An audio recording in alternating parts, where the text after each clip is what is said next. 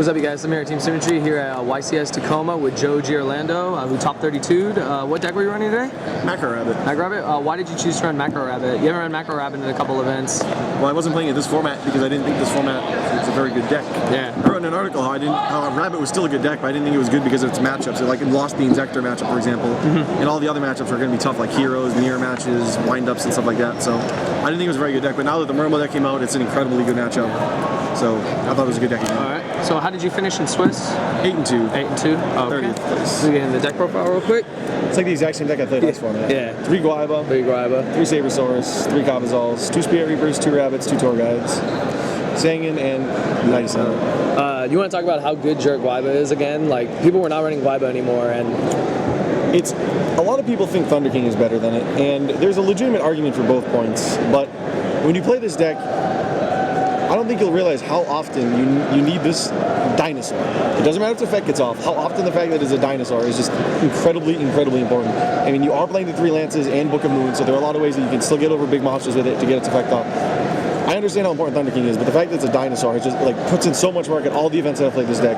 I played this deck once with 3 of these and 2 Thunder Kings, like the first time I raided in Atlanta. Yeah. And ever since then, I just cut the Thunder Kings, either side of them or didn't play them at all, and always kept the 3 Guaivas. It's just way too important, the fact that it's a dinosaur. There's so many times you need it when you have like a poor opening hand with like these 2 or something, and you end up going into Evolzars and still beating them because you have the fact that this is a dinosaur.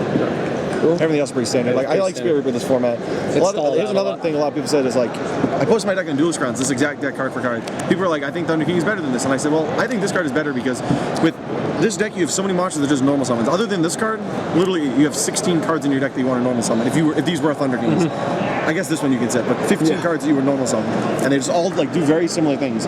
Like Thunder King with back rows is virtually the same thing as Cabazals with back rows, or Sabersaurus, or Guaiba, unless they have like very specific cards. And like you can protect yourself with a normal monster or a Guaiba. What Spirit Reaper lets you do is it lets you alternate between game plans. You can like set it as opposed to any of the other monsters in this deck. So this lets you alternate between game plans. You have a hand with a lot of monsters as opposed to just being like, summon my beater, hope you don't have bottomless, hope you don't have warning. You can set this. This stalled out so many times for me, and it's a level 3, which is important. And I got so many cards out of people's hands with it. I just think Spirit Reaper is a very good choice. It's very difficult to get rid of for a lot of decks. Like the Murmo that can't get rid of this if I have Macro on the field. They're probably gonna lose anyway, but like it's just a lot of decks have difficulty getting rid of it. Like it's good in the mirror match. It's good in a lot of things. okay, spells. Triple Lance. Yep. We remember you'd run 5. I don't know if I'll probably run 4 this 4 this time. Probably Okay. 4 this format. Just 4 this format. It's not as good against some of the decks, but it's still good. Only 2 MSTs. I always think that Lance is almost so similar to MST, so I decided only to play 2, and I sided the other copies. It's good against the Spear, but if they don't have the Spear, it's bad against that matchup. And I was afraid of playing against like the Agent deck with no traps like Simon was playing. I thought that might be popular, and the Chaos Dragon might be popular. So I was afraid of those 2 decks. I didn't play any Chaos Dragons or Agents, but I was kind of afraid of it. I didn't want to have multiple dead cards like that in my hand. And these kind of all function really similar. Pretty much the same way.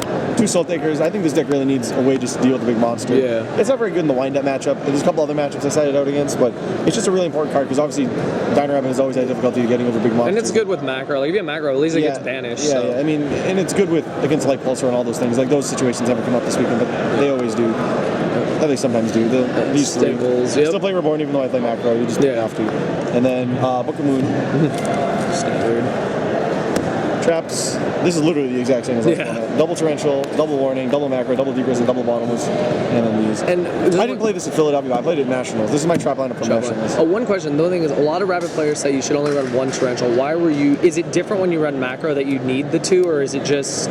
It's not different. I always understand a lot of how people say, like, well, if you have Lagio, you don't really want Torrential as your back row, but... Torrential just does, like, you don't always open ideal hands. You don't always open Rabbit. You don't always open these ideal hands. And this format's very aggressive. A card like Torrential Tribute allows you to punish poor players and allows you to stabilize when you just don't have a good hand. It's just I understand the logic with Lagio, but if you have Lagio up with negations, you should be in a pretty good spot as it is. And a lot of people don't play it. They play 1, they play 0, but I've always played 2. I've always liked 2, and I'm probably going to stick with 2, Stick with 2, yeah. Okay, so that's the main deck. Side, extra. Side, 1 copy of Gores. I always like to side deck Gores. In a lot of decks I side deck Gores. It won you that game. That one game. You want to talk about that one game real quick? That, what was it, round 10? It's like a long story. It was round 9, but... It was round 9. It was just... It was against a burn player. You had a Sabersaurus. He went Wabaku. Alright, the situation was I hadn't done a 23 because I attacked 3 times the Sabersaurus, and I had just drawn a tour guide for my turn, so he was a 23. So I summoned my tour guide to go into Leviathan. He has like a couple back rows, and I try and attack for game, but he uses Swift Scarecrow. That's right, he's a 23. So I have like a compulse set. Because if he was in a magic cylinder, I was going to compulse my monster, so that's why I wasn't afraid of those type of cards. So I compulse set with no other cards. He like draws and passes. It might be under Reckless or something, but all I know is I draw, I try and attack again for game, and he Swift Chaos again, so I set a Snowman Eater that I just drew for my turn. Or Solemn Judgment. That's what I drew. Oh, no, it's a Snowman. I set a Snowman Eater. I had a Solemn Judgment set. I had compulse and Solemn set. So he draws again and passes to me, so now he's at 23. So I try and attack again. And he just like looks at his cards, he tries to he plays Wabaku. And I didn't say enter battle phase, he didn't say before you enter battle phase, so I'm like, well, I'll Judgment that. He didn't say before battle phase. And he's like, well, I want to do before battle phase. I'm like, alright, then I want Solemn Judgment.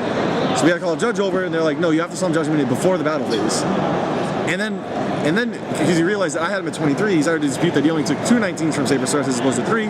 So suddenly he went from 23 to 42. I had a Solemn Judgment his thing before the battle phase. It's like everything possibly could have been wrong. However, he made the mistake of showing me that his 2 back rows were a Poison of the Old Man and a Secret and a Justice Arts, whereas only 2 cards. And he was like, well, because I was at 36, I go down to 18, so you could just do 800 and then Justice Arts by 3 monsters. He made the mistake of showing me both of them. I conveniently had a Gores in my hand and a Compulse set. So I was still in my main phase 1, used my turn play priority to tribute summon from my Gores, and it kind of like confused him, but now it would be 1,000 damage with Justice Arts and 800 with Poison the Old Man. So he plays it, and I compulse my Sabersaurus in my hand, so I go down to 300. I attack for what I thought would be game, but he gains 1,900 life points, and I hope he doesn't draw a burn card, and he doesn't draw a burn card, and I attack for game the next turn. Good stuff. But it was just, like, he made the mistake of showing me his back rows, I made the mistake of not saying battle phase, he made the mistake of not saying before you enter battle phase. Yeah. The judges ruled everything in his favor. Yeah, but you still won, so. I ended up winning, yeah. He drew Legacy of Yada, so there was some justice. Okay. 2 Maxis, I don't play any hand traps on the main deck, so the wind-up matchup can be pretty bad. Yeah. 2 Snowman Eaters, Heroes, Mirror Match, a lot of types of those type of decks. I told a lot of people I wouldn't play this card, but the only reason I'm playing it is not necessarily because of the water deck, though it is good against it. Just when I side out the Guaibas, I just wanted another monster to normal summon. Mm-hmm. Like on Duelist Grant, I told people there's a low chance I would main, like no chance I would main this, and like a 20% chance I would side it. But I only ended up siding once. It's not like I went hardcore on it. But it was the 15th card I put in when I was just doing the math and the numbers with some of the matchups and like looking at what my monster count would be. I just wanted another monster when I side out the Guaibas, because some of the matchups I don't side in like some of these, so my monster count got really, really low. So I just wanted one more monster. So that's where that came from. These are for Chaos Dragons and just matchups that's good against the 3rd MST, double Nobleman for Gearges, I didn't play any. 2 Dust Tornadoes, the 3rd Macro, and 1 copy of Needle Ceiling. Against the water deck, I actually went hardcore. I sided in MSTs and 2 Dust Tornadoes. Like I had so much back row removal for the Spear, I was afraid of Gozen match, any of those type of cards, so I had a lot of back row removal for that matchup. And these are actually like some of the most important cards that I played against, like a Ninja deck, a Chain Burn deck. These are like really, really important this weekend. And they just combo really nicely with macro, especially the Spear, because the monster will get banished, so they don't get anything off. Yeah. And then this is for like wind-ups, of course. Wind-ups, yeah. Just one. Yep. And just the extra real quick. Yep. The double Dolka, double Lagia. I play 2 Leviers.